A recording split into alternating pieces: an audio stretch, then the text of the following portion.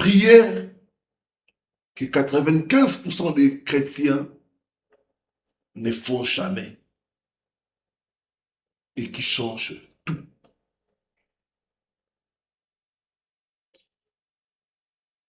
On m'a appris à prier pour demander, pour remercier, pour intercéder. Très bien. Mais pendant 12 ans, personne ne m'a enseigné la prière que je suis à pratiquer avant chaque miracle. La prière qui n'est pas une demande. La prière qui n'est pas une supplication. La prière qui est une déclaration de guerre. Quand j'ai commencé à le faire, tout a changé. Mes finances, ma santé, mes relations. Pas parce que Dieu m'aimait plus, mais parce que j'utilisais la bonne arme. Aujourd'hui, je vais te la donner. Mot pour mot. Avant de commencer cette vidéo, je t'ai pris d'aimer, de liker et de partager. Bien-aimé, cette vidéo n'est pas une arme magique. C'est un simple principe biblique que la plupart des églises n'enseignent pas. Par conséquent,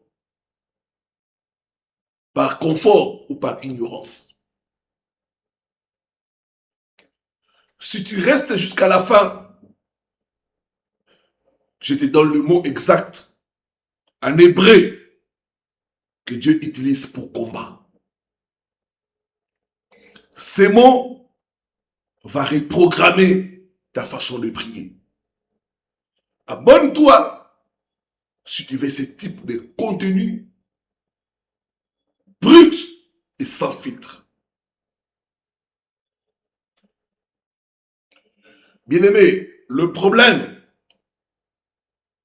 c'est qu'on prie comme des victimes. Seigneur, s'il te plaît, aide-moi. Je n'en peux plus. Libère-moi.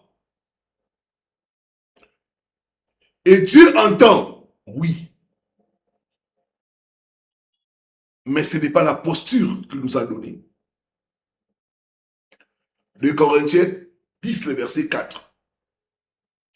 Les armes avec lesquelles nous combattons ne sont pas charnelles, mais puissantes en Dieu pour renverser les forteresses.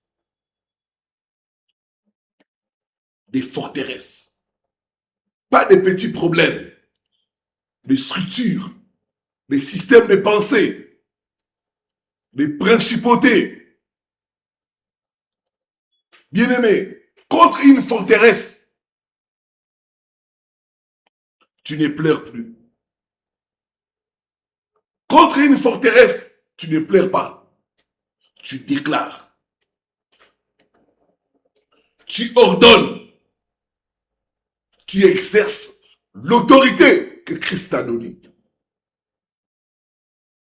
Luc 10, le verset 19. Je vous ai donné le pouvoir de marcher sur les serpents et les scorpions et sur toute la puissance de l'ennemi. Et rien ne pourra vous nuire. Tu as le pouvoir.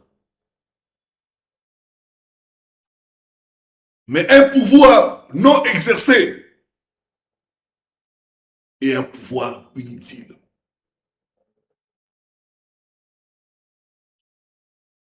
Bien-aimé, cette prière, c'est la prière d'autorité.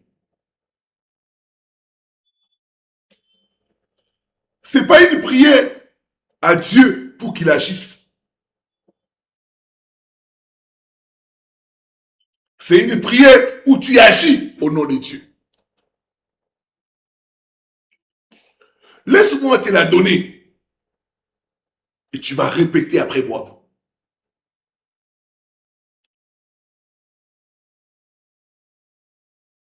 Au nom de Jésus-Christ, je me tiens dans l'autorité qui m'a été donnée par la croix et par la résurrection. Je m'adresse à toute principauté, toute domination, toute puissance des ténèbres qui opère contre ma vie, ma famille, ma santé, ma destinée. Je vous ordonne de quitter. Pas je vous demande, je vous ordonne. Vous n'avez aucun droit sur moi.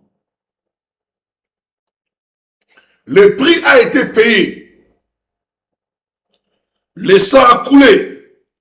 La victoire est acquise. Je brise toute parole négative prononcée contre moi. Je brise tout lien générationnel. Je brise toute malédiction. Je brise tout cycle d'échec. Je déclare que je suis assis avec Christ dans le lieu céleste, au-dessus de toute puissance, au-dessus de toute puissance, au-dessus de toute principauté. Et ce que je lis sur terre est lié dans les ciels. Ce que je délie sur terre est délié dans le ciel. Au nom de Jésus-Christ.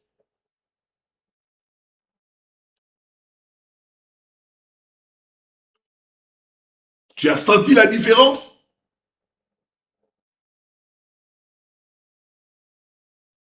Ce n'est pas une supplication, c'est un décret.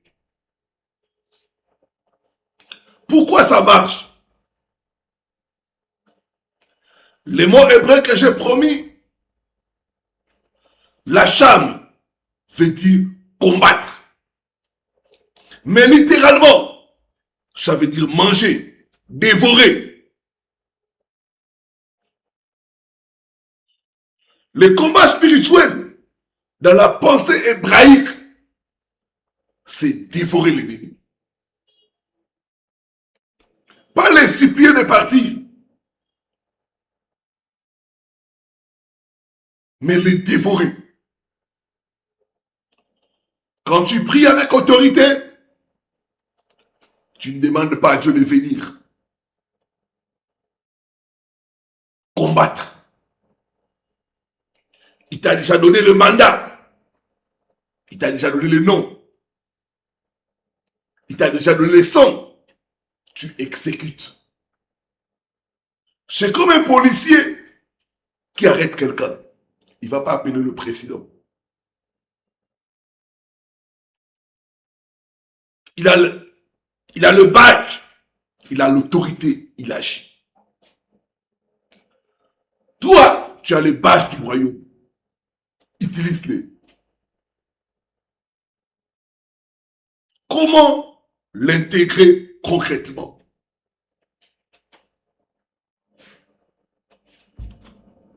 Étape numéro 1. Avant de poser les pieds par terre, tu dis, chaque matin, j'ai rêvé l'armure de Dieu.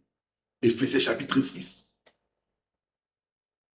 Je porte la ceinture de vérité, la cuirasse de justice, le bouclier de la foi, le casque du salut, et je prends l'épée de l'esprit.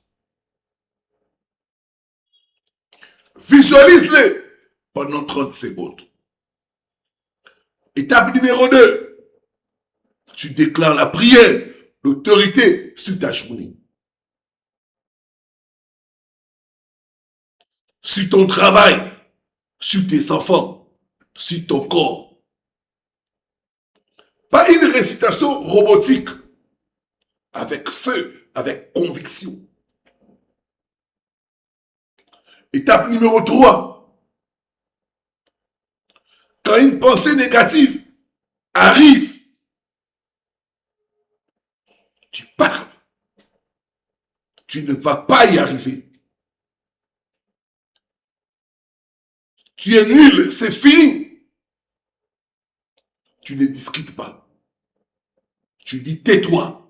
Au nom de Jésus-Christ. Cette pensée n'est pas à moi.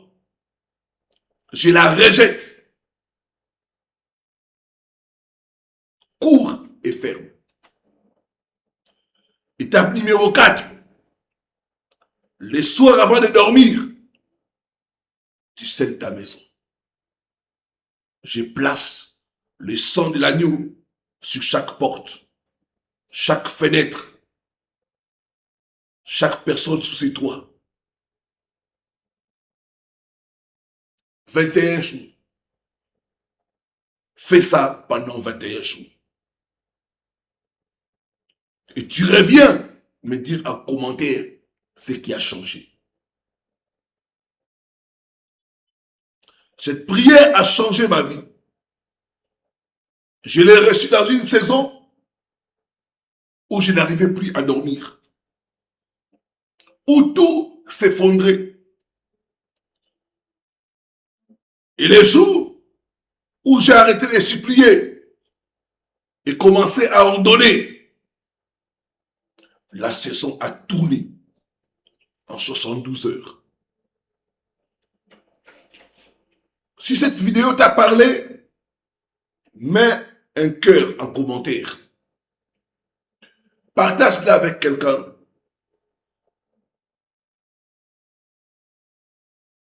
Quelqu'un dont la vie est en guerre en ce moment. Mais ne laissez pas. Cette vidéo peut être son arme. Abonne-toi et que Dieu te bénisse. Au nom de Jésus-Christ. Amen. Amen. C'était votre serviteur, l'apôtre Paul Richard Pandi, depuis Kinshasa. Shalom, shalom, shalom.